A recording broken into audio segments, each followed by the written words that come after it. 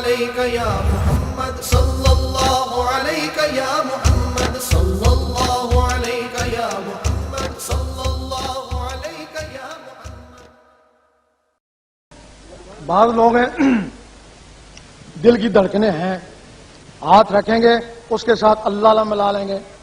بعض ہیں ان کی دل کی دھڑکنیں خاموش ہیں، یہ تو دل کی دھڑکنوں کے ساتھ ملانا ہے، تو جن کی دھڑکنیں خاموش ہیں وہ کیا کریں؟ لال شہباز قلندر احمد اللہ کے پاس لوگ جاتے ہیں، وہ کہتے چلو ناچیں. وہ آج تک موجود ہے، جس کو دمال بولتے ہیں. وہ خوب ان کو نچاتے، جب وہ ناچتے دل کی دھڑکنیں ابھرتی، کہتے اب ان کے ساتھ اللہ نہ ملاؤ. یہ بات اب میر کلال بہت بڑے بزرگ ہو گزرے ہیں، تو بہاول الدین نقشبندی رحمۃ اللہ بہت بڑے عالم تھے، تو وہ ان کی شہرت سن کے چلے گئے ان کے گاؤں میں. تو پوچھا میر کلال کہاں ہیں گاؤں والوں سے، انہوں نے کہا وہ ایک لفنگا سن آدمی ہے. اب آیا اس کو دیکھ تو چلوں، پتہ کیا کہاں ہے کہ وہ کبڈی کھیل رہے ہیں. کہیں ولی کا کیا کام کبڈی سے؟ اب وہ بیزار ہو کے واپس جانے لگے، اس زمین نے ان کو پکڑ لیا. بعد میں وہی بہاول الدین نقشبندی رحمۃ اللہ ان کے ساتھ کبڈی کھیلے، اتنے بڑے ولی بنے. اس کبڈی میں کیا راز تھا؟ وہ خوب دوڑاتے، دل کی دھڑکنیں ابھرتی، کہتے اب کبڈی کو چھوڑو، اب اس کے ساتھ اللہ اللہ میں. سبحان اللہ. آپ چونکہ کبڈی کھیلنا بھی معیوب سمجھا جاتا ہے، وہ دمال بھی معیوب سمجھا جاتا ہے. اور ایک اور طریقہ ہے جہاں یہ لوگ ضربیں لگاتے ہیں، اللہ اللہ گھنٹہ آدھا گھنٹہ ضربیں لگائیں گے تو وہی پوزیشن پیدا ہو جائے گی جو کبڈی میں ہوتی ہے. دل کی دھڑکنیں ابھریں گی، ان دھڑکنوں کے ساتھ پھر اللہ ملا. اب خواہ آپ سیڑھیوں پہ چڑھیں، خواہ کبڈی کھیلیں، خواہ ضربیں لگائیں، مقصد ہے کہ دل کی دھڑکنوں کو ابھارنا. دل کی دھڑکنیں ابھریں پھر ان کے ساتھ اللہ ملائیں. یہ اس کا طریقہ ہے. اگر اللہ کہنے سے کچھ جلال پیدا ہو جائے، گرمی برداشت نہ ہوئے تو دروشی پڑے، تو دروشی اس کو ٹھنڈا کر دے گا. سبحان اللہ. صحابہ کرام فرماتے ہیں ہم پہ جب کوئی مصیبت آتی ہم دروشی پڑھتے، اس سے پہلے وہ کیا کرتے؟ ہر وقت ذکر اللہ ہی کرتے. سبحان اللہ. جب ذکر اللہ کم ہو جاتا یا خیال آتا دنیا کو چھوڑو، پھر وہ دروشی پڑھتے، وہ ان کو نارمل کرتے.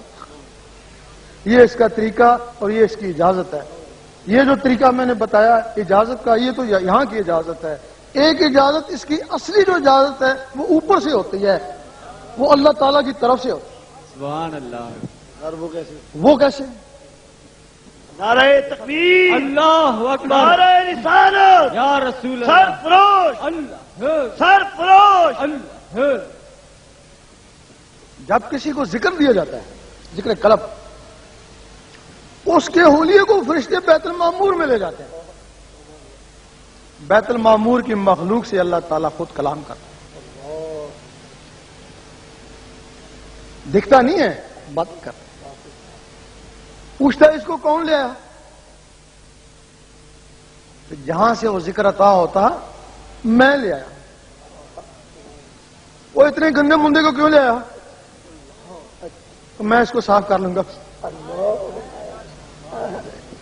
اچھا پھر کیوں لایا؟ کہ تیرا دوست بنانے کے لیے. اب اگر اس کی مرضی ہوئی تو کہے گا نہیں مجھے یہ دوست نہیں چاہیے. اب 1000 کاملین کے پاس جائیں، کچھ بھی نہیں، اور اس نے منظور ہی نہیں کیا.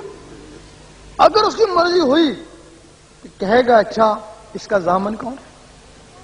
دوست کو آزمایا جاتا ہے نا، میں نے اپنے پیارے حبیب کو بھی نہیں چھوڑا، تو جب میں اس کو آزماؤں گا تو یہ تو بھاگ جائے گا، اس کی ضمانت کون دے گا؟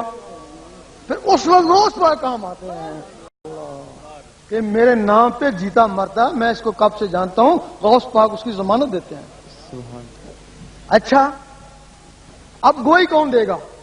پھر جن 2 درباروں پہ جایا کرتا تھا، پھر وہ گواہی دیتے ہیں، پکا سننی ہم اس کو جانتے ہیں. واہ سبحان اللہ. اچھا پھر تصدیق کون کرے گا؟ پھر حضور پاک تصدیق کرتے ہیں. اللہ. پھر حکم ہوتا ہے کہ اس کا قلب جاری ہو جائے. واہ. پھر وہ کہتا ہے میں رات کو سویا ہوا تھا، میرے اندر سے اللہ اللہ کا شور شروع ہو گیا. یہ ذکر قلب ہے. جب وہاں سے ضمانت بھی ہوگی، تصدیقیں بھی ہوگی، تو پھر اس کو خطرہ کس چیز کا؟ سبحان اللہ. پھر وہ ولا خوفن ولا ہم یحزنون. اللہ اکبر. اللہ